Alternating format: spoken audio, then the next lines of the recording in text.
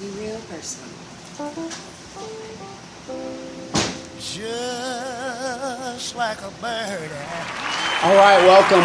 This is the Hot Seat Roadshow, and I'm your host, Donovan Sadiq, and we have in the house Mildred Bailey, District 3 candidate. She's going to come and give us the update of what she's been up to, and it's just good to have her in the house. So, Millie, how you doing? I'm doing good, and I want to say thank you for having me on the hot seat. Hey, well, we aim to please, because that's what we do here. We keep everybody informed. That's the whole point of the show.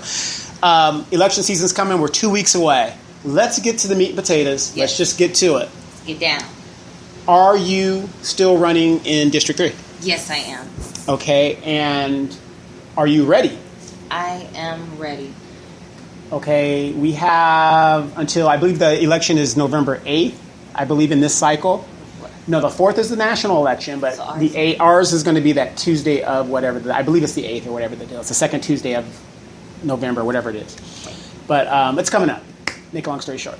So right now, it's you and Brian Lowell in District 3. Yes. That means you have a 50% chance of winning. And I'm going to win. Okay. Now, Brian is going to be backed by a lot of money. Yes. And you, being a former Highland Fairview candidate, I'm not saying you have an insurmountable charge. We still got to see who's going to be pulling papers and stuff. But right now, statistically, your odds are good. So please tell us a little bit about what you've been doing up until now and where you're going to go in the election. Well, right now I'm working with my HTIN, my nonprofit. It's called Help Those in Need. We've been branching out to other nonprofits. Now we're going to have a big event in August on Sunnymead. So it's for the Moreno Valley residents in the community. Okay, August 20th. Got it. And we're going to make sure that the homeless and those less fortunate are taken care of. We're not going to just put a Band-Aid on it. We're going to have the Medidocs come. We're going to have Chase, Bank of America, try to get them back on track. We're going to have clothes, food, haircuts, stylists. We're going to make them feel good. Okay, well, it sounds like you've been pretty active in the community. Yes. Politically, though, if I was looking at you as a voter, what is the difference between you and Brian Lowell? To be real, the difference between me and Brian Lau is he's accepted money from Highland Fairview and I haven't. Okay, now you keep saying he's accepted money Highland Fairview. I've seen the 460s. There's no money that I am aware of as of yet. So exactly, as of yet. So when you say he's accepted, are you saying that as... He is a Highland Fairview candidate. And you know that for a fact? That is my opinion. Okay, it's an opinion. Yes. Okay, so we got to get that clarified because I don't want In you to... my opinion, I believe that Brian Lau is a Highland Fairview candidate, and I am a self-representative candidate. Okay, now, a lot of people are kind of skeptical about your election and your candidacy. Mm-hmm. And, rightly so, you worked for Highland Fairview.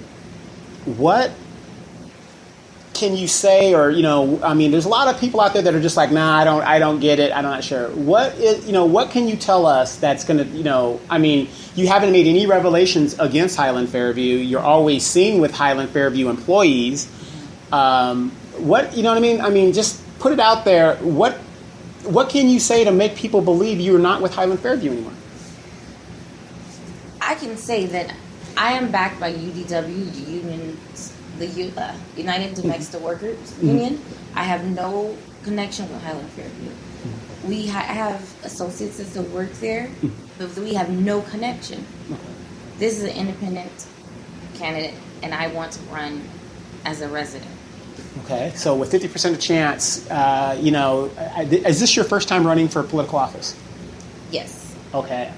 This is a very, very dirty. Ooh, I've been unnoticed now. Okay, but you're ready for it. I'm ready. Okay, great.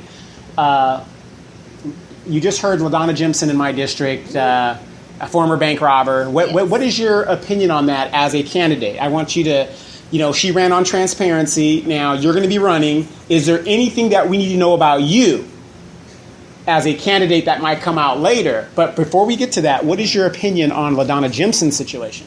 My opinion on LaDonna is that she needs to step down because she ran on transparency, and that is not what she obviously did. Right, but what she did happened 32 years ago. So what difference does it make? Some may think that things that happened in the past don't affect your present. That is not true. Her past is coming now, and it's affecting her present, and I really think she needs to step down and resign. Right. Do you think that if that revelation came out in the recall election, you would be sitting here talking to the councilman of District 5, which would be me? I would have won by default?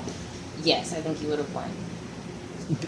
But basically because of the corruption that was going on at that time. And non-transparency. Now, Victoria Baca is also in that heat again. And what is your take on Miss Baca, who we haven't heard anything from in 2 years? And she's trying to come off as she's not a Highland Fairview person either.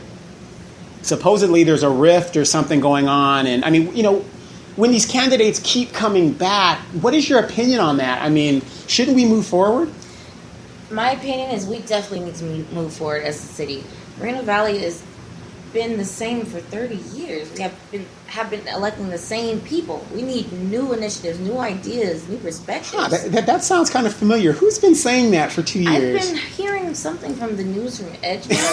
That's right. Yes. That's right. Do your homework. Definitely do your homework. And, right. And I've checked out MB Gordy. I've been finding out things about Moreno Valley that I know we can change, and I know we can make it better. We don't have to go down the San Bernardino bankruptcy way. We can make Moreno Valley better. We just need new, non-corrupt council members. Okay, you as a candidate pitched for the warehouse for Ida Visiting. What changed to make you change in your opinion of warehouses? What you must have done your homework. I did my homework, exactly. I did my research. I came up with ideas about how this was going to work and how this was going to really actually benefit the city.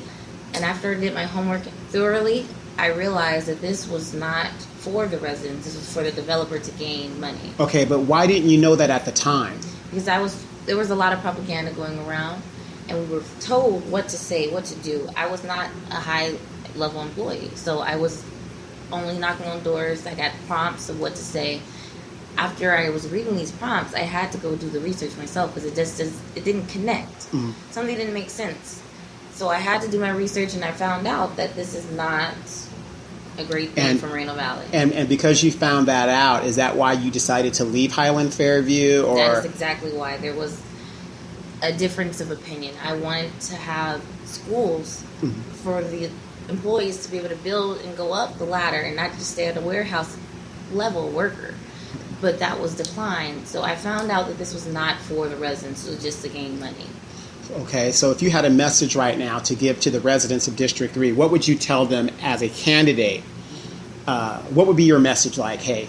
My message to District 3 is that I am here to speak for you and let your voice be heard. I want the residents to give me all their concerns and their problems so we can take care of that as a district. I want to let them know that we are going to once elected, we are going to hold these developers responsible for what they promise. I want my residents to feel safe with home security and job security. I want to bring in revenue for the Moreno Valley residents and our district especially. I want the residents to know I'm here for you because it's we, not I. We, not I. I got that. It sounds great to me. What's your opinion on Gutierrez running for his seat? Now, you know that if he doesn't win, which he won't, he won't, he gets to go back to being a councilman. Yes. And it just seems to me he's an opportunist like a lot of these people, and I believe he's a Highland Fairview candidate as well. What's your opinion? My opinion is I think we should have an amendment which needs to come up with something to where you can't run and hold a position at the same time.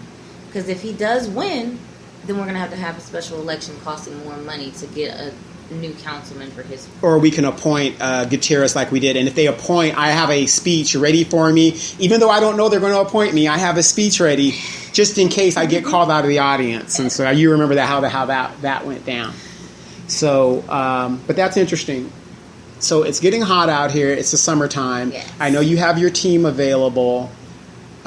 Big issue that has to do, if you got elected, hypothetically, I have a very, very big situation that I'm going to ask you as an elected official. If you get elected, what are you going to do about that animal shelter?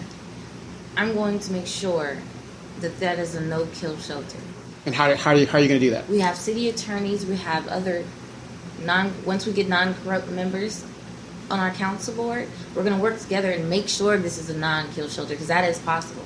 Okay. You keep alluding to corrupted council members. Could you please tell me who are the corrupted council members? As you said, the ones that are Highland Fairview employees, pretty much, like Gutierrez, and we have Molina, and we have not Gaiba, not Price, Gaiba.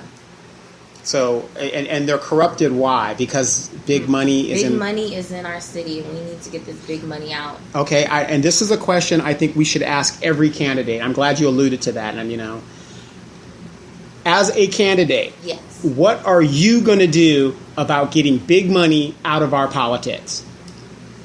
We need to make an amendment to where that is not going to be able to be.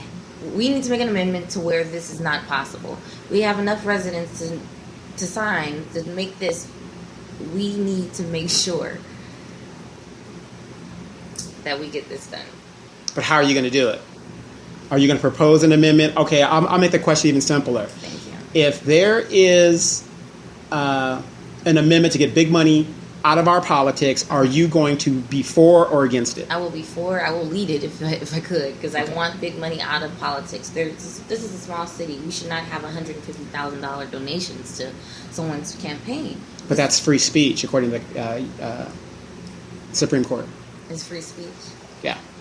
$150,000 is 150,000 ways that I'm saying I like that candidate. And when you receive money of that like, what would you vote? If you're asking Donovan Sadiq, yes. I'm gonna vote my damn mind. So it don't matter. With money. I can't be controlled, which is why I'm never offered any money. So I definitely understand that, because I haven't been offered any money, because I'm representing myself, and I will give the best I can for my residents. Okay, awesome. That sounds good. So a little bit about yourself. Okay. Tell us a little about your background. Well, my background is I'm a resident for almost 14 years. I'm an alumni of Vista Del Lago High School. Whoop! Okay. And I love my city. I have always wanted to build some place for us to go, because when I was growing up in Moreno Valley, there was nothing for us to do. We would always have to go to Riverside or LA. Right. There's nothing to do for the kids. And I'm a couple years older than you, and I've been saying that since 1977. Wow. So wow, here it is 30 years later, and people are still saying the same thing I said 30 something years ago. Wow. So that's why I joined. I have a little program called TDC, Teens Do Care. We're trying to get them involved and active so they can come out to the meetings and let our city council know we need stuff. We want stuff. Okay. That's productive.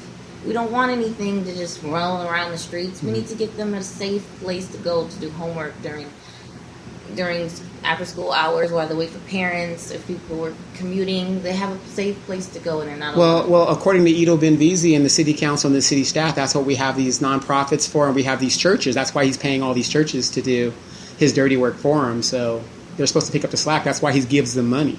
But the churches should know that is not legal. Well, it's legal. There's nothing you can, it's a donation. But if I find any more church members speaking at city council, I will be contacting the tax board, as I've been doing. That's why you haven't seen them there since. Really important question. A lot of people have been asking me since you came on the show a couple of months ago, but you haven't come on the new show. The new show is going to be the hit. Gotta come. You're a fairly young looking young lady. A lot of people out there want to know: are you single? Are you dating? What's happening? Right now, I'm single and focusing on my city, on my residents. I want to make sure my residents are happy first. Then I can probably date, maybe. Right? Any kids? No kids for me right now. Okay, good. Well, I'm not saying that's good, but okay, great. Because a lot of people were wondering, you look like a teenager. It's like, well, she's about 24, 25, something like that. So you're getting there. But one question that I think, we're trying to get to the meat and potatoes. You've done a lot in the community. For District 3. Yes. And we're gonna get back to this after the commercial. But I want you to really think about this question. What are you going to do about all these trucks running around in Moreno Valley? And we're going to get to that question right after this commercial break. Just remember that News from Edgemont is on Facebook and YouTube and Google. And we will be right back after these messages with Mildred Millie Bailey. own